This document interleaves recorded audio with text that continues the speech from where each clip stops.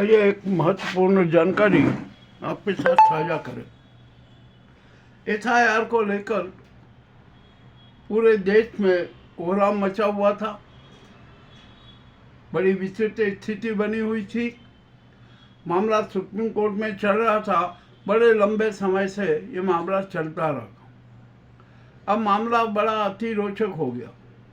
Supreme court ने एक बड़ा आदेश दे दिया कि अब एसआईआर कराने का अधिकार चुनाव आयोग का नहीं रहेगा, उससे यह अधिकार छीन लिया। और छीनना भी था, जरूरी भी था। यह मामला अति रोचक हो गया। एसआईआर के माध्यम से जो मतदाता सूची में गलत नाम है, फर्जी नाम है, जो इधर उधर चले गए हैं, दोहरे नाम है, उनको निकालना था, उनको समाप्त करना था। किंतु चुनाव आयोग ने ऐसा नहीं किया। और जो भारतीय नागरिक थे, जो भारत के मतदाता थे ना, एसआईआर के नाम पर उनके भी नाम काट दिए। बिहार में 65 लाख मतदाताओं के नाम काटे। मामला सिद्ध हो गया, कोई दिक्कत नहीं है, काटे गए। वहाँ पर सरकार भी बन गई, मंत्रिमंडल का गठन भी हो गया, फिर नए नाटक भी हो गए, ये सारा सब कुछ हो गया। उसके बाद में एसआईआर को 12 राज्यों में लागू कर दिया और उसको इतना क्लिष्ट बना दिया कि जो अच्छे पढ़े लिखे, साक्षर और निरक्षर सब परेशान हो गए। मामला बड़ा गड़बड़ा गया। अभी कलकत्ता में या बंगाल में तो बहुत ही ज़्यादा नाटक हुए और इसी चुनाव एसआईआर को लेकर 40 लोगों की मौत तक हो गई, आत्महत्याएं हो गई। ये मामला बड़ा संवेदनशील हो गया। अब यहाँ पर आइए, आखिरकार ये नाटक क्यों किया गया। इस नाटक के रचनाकार, योजनाकार नरेंद्र मोदी और अमित शाह थे और उसके पीछे यह लक्ष्य था कि किसी भी तरीके से, किसी भी सूरत में विपक्षी दलों के जो मतदाता है ना, उनके नाम काट दिए जाएं और उन्होंने काटे भी। बिहार इसका प्रत्यक्ष प्रमाण है, कहीं पर कुछ भी कोई कहने की जरूरत नहीं। चलिए, आपने नाम काट दी। आखिरकार ये अब उन जो ये बिहार की सरकार बनी है, क्या ये वैध मानी जाएगी? हमारे हिसाब से तो न चुनाव वैध है, न सरकार वैध है और न चुनाव परिणाम वैध है। तो वहाँ बिहार में सरकार भंग कर राष्ट्रपति शासन लगाना चाहिए। अब यहाँ पर आता है, चुनाव आयोग ने कितना बड़ा धोखाधड़ी की देश के मतदाताओं के साथ, देश की जनता के साथ, संविधान के साथ क्रूर मजाक किया गया। सुप्रीम कोर्ट ने सुनवाई की, सुप्रीम कोर्ट में अभी भी सुनवाई जारी है। तो सुप्रीम कोर्ट को भी अब स्पष्ट नजर आ गया कि जो एसआईआर के नाम पर एक शातिर खेला हो रहा जा रहा है, ये शातिर षड्यंत्र सिद्ध हुआ। तब चुनाव आयोग को सजा मिलनी चाहिए, निश्चित मिलना चाहिए। तो सबसे पहले तो सुप्रीम कोर्ट ने एसआईआर का अधिकार चुनाव आयोग से छीन लिया और कहा कि अब सुप्रीम कोर्ट की निगरानी में ये एसआईआर होगा। जो भी घुसपैठिए मतदाता हैं, फर्जी मतदाता हैं, उनके सब नाम काटे जाएंगे। इसके लिए एक सेवानिवृत्त जजों की समिति बना दी जाएगी और या अफसरों की समिति बना दी जाएगी और उनके उसमें होगा। परंतु सवाल ये कि जो 65 लाख मतदाताओं के बिहार में नाम काट दिए गए, उनका क्या होगा? हमने तो पहले ही कहा था कि बिहार चुनाव अपने आप में अवैध है। मामला बहुत स्पष्ट हो गया। तो वहाँ ये बिहार की सरकार को भी भंग करना पड़ेगी। बिहार सरकार भंग होगी।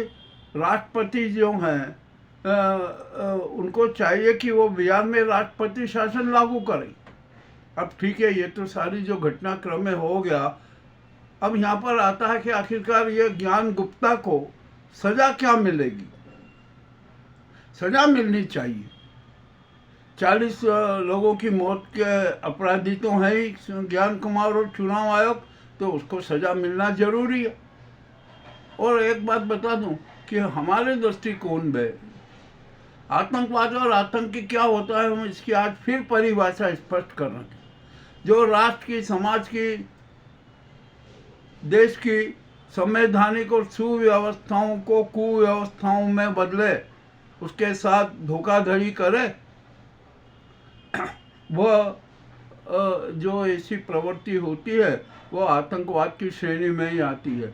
और जो ऐसा कुकृत्य करता है ना, वो आतंकवादी होता है। अब आतंकवादी दो तरह के होते हैं, विदेशी और स्वदेशी। तो ज्ञान कुमार है ना, स्वदेशी आतंकी की श्रेणी में आ जाते हैं। उनको सजा मिलनी चाहिए। उन पर राष्ट्रद्रोह, जनद्रोह, संविधान द्रोह का आरोप लगना अपराध सिद्ध हो जाता है। उनकी गिरफ्तारी होना चाहिए। और हम तो कहते हैं कि जो आतंकी विदेशी हो या स्वदेशी, उसको मृत्यु दंड तत्काल दिया जाना चाहिए। तो यही हाल ज्ञान कुमार के साथ भी होना चाहिए। अब देखते हैं क्या होता है, किस प्रकार का निर्णय आता है, क्या होगा। अब ये तो तय है कि SIR एक शातिर षड्यंत्र था मोदी, अमित शाह और ज्ञान कुमार का, जो उन्होंने जिसको मूर्त रूप दिया। ये देश के साथ खुली गद्दारी है, जनता के साथ गद्दारी है, जनमत के साथ गद्दारी है और मतदाताओं के साथ भी गद्दारी है। अब इसकी सज़ा तो निश्चित किसी भी हालत में मिलना ही चाहिए। अब यहाँ पर 9 और 10 दिसंबर को लोकसभा में बहस होगी, संसद में बहस होगी SIR को लेकर। सुप्रीम कोर्ट ने तो खुलासा कर दिया, जो ज्ञान कुमार से और चुनाव आयोग से SIR का अधिकार ही छीन लिया। अब क्या होगा बहस में, क्या मगर बहस में तो यही आएगा ना कि किस प्रकार का नाटक किया गया, किस प्रकार की धोखाधड़ी की गई, किस प्रकार का अपराध किया गया, ये तो सिद्ध हो जाएगा। तो अब इस अपराध के लिए चुनाव आयोग को सज़ा मिलनी चाहिए और ज्ञान कुमार को भी सज़ा मिलनी चाहिए। तो सबसे पहले ये सज़ा होगी कि जो वर्तमान का चुनाव आयोग है उसे भंग किया जाए। नंबर दूसरा, ज्ञान कुमार ने जो शातिर खेला किया इसके लिए उनको भी सज़ा दी जाए। और नंबर तीसरा, जो मोदी और अमित शाह और ज्ञान कुमार ने मिलकर जो षड्यंत्र रचा ना, उसके खिलाफ इनको भी सज़ा दी जाना चाहिए। ये होना ऐसा ज़रूरी है। अब देखते हैं क्या होता है क्या नहीं होता है। मामला बड़ा विचित्र हो गया। अब SIR का जो नाटक है ना वो हो गया। अभी सरकार ने घोषणा की कि अरे जो जिन्होंने फॉर्म नहीं भर सके हैं वो जनवरी तक भी फॉर्म भर सकते हैं। अरे भैया क्यों भर सकते हैं? आप अपना सत्यापन कर लीजिए। हमने सुझाव दिया था कि BLO जाकर मकान नंबर पे जाकर वहाँ के मतदाताओं का सत्यापन कर ले। जो वहाँ हैं उनके नाम रखे, जो वहाँ नहीं है, जो गायब हैं, जो और जिनके नाम 2-2, 3-3 बार है, 13-13 बार है, 12-12 बार है, उनको सबका शुद्धिकरण कर दीजिए, उनको हटा दीजिए। एक मतदाता का नाम एक ही विधानसभा, एक ही क्षेत्र में होना चाहिए। वह एक ही जगह अपना मतदान कर सके, अपने मत का उपयोग कर सके। ये ऐसा होना था, ऐसा हुआ नहीं। ज्ञान कुमार ने अपनी जो नादिरशाही चलाई, हिटलरशाही चलाई और उसके परिणाम 40 लोगों की मौत हो गई। अब ये मामला भी बड़ा संगीन है। तो ये चुनाव आयोग है ना, हत्या का अपराधी भी सिद्ध हो गया। उसके हाथ खून से रंगे हुए स्पष्ट नजर आ रहे हैं। अब इसकी भी सज़ा मिलना चाहिए। देखते हैं क्या मिलेगी क्या नहीं मिलेगी। परंतु अभी जो सुप्रीम कोर्ट ने जो निर्णय लिया है ना कि SIR का अधिकार चुनाव आयोग से छीन लिया है। अब ये जो फॉर्म भरने की ना ये जो बड़ी लंबी तकनीक है ना, कठिन जो पद्धति अपनाई गई है, शायद उसमें भी संशोधन होगा और अब हर मतदाता का नाम मतदाता सूची में रहेगा। ऐसी प्रक्रिया भी होगी। अब मामला सब कुछ स्पष्ट हो चुका है। अब देखते हैं क्या होता है क्या नहीं होता है। ये तो भारत है, यहाँ पर हर प्रकार के नाटक हो जाते हैं। जनता भूल भी जाती है क्या हुआ क्या नहीं हुआ और सब कुछ हो जाता है जो नहीं होना चाहिए। अब सुप्रीम कोर्ट के हाथ में कमान है SIR की। अब देखते हैं सुप्रीम कोर्ट किस प्रकार से नए नए ढंग से और किस प्रकार से SIR को मूर्त रूप देती है। तो भारतीय नागरिकों को जो मताधिकार जो संवैधानिक प्राप्त है उसको पुनः बहाल करती है और जो संविधान की रक्षा करती है।